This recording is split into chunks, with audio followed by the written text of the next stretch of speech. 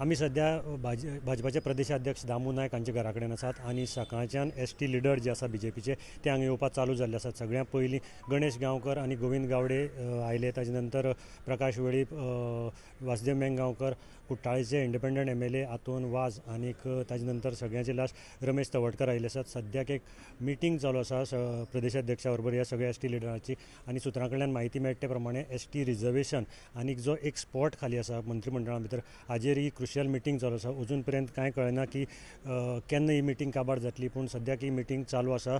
आनीक एस.टी. रिजर्वेशनाचें कितें जातलें हाजेर जेन्ना दामू नायकाची भेट जाली दिल्ली ताजे नंतर कितें डिसिजन जालां ह्या बद्दल तांकां ब्रीफ करपाक लागून ही मिटींग अशें म्हूण कळयल्लें आसा.